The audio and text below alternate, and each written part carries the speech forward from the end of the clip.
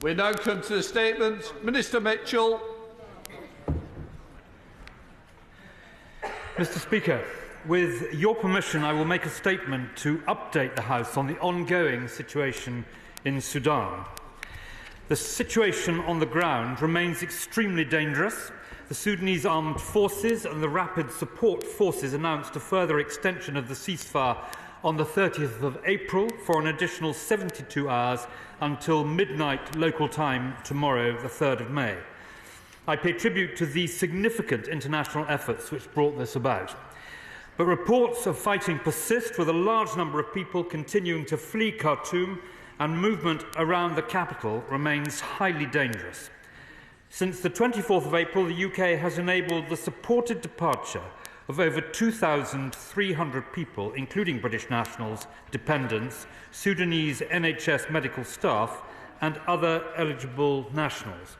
I pay tribute to our brave and remarkable military and civilian personnel who have delivered this effort.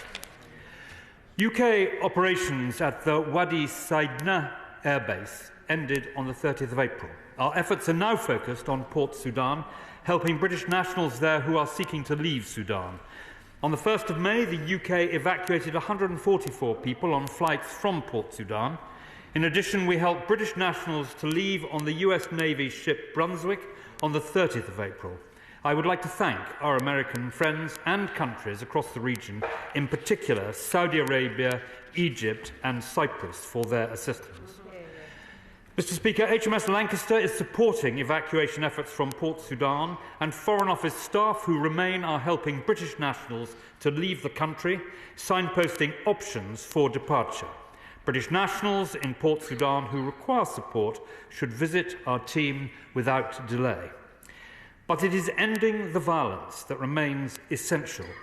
The Prime Minister, ministerial colleagues and I continue to coordinate urgently with our international partners to support these efforts.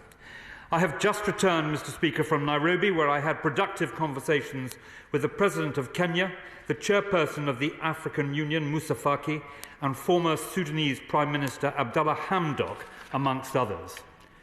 We must not allow ourselves to forget that the appalling violence in Sudan, wrought by these two generals and their forces, is having a devastating impact on civilians across the country, with increasing impact for Sudan's neighbours.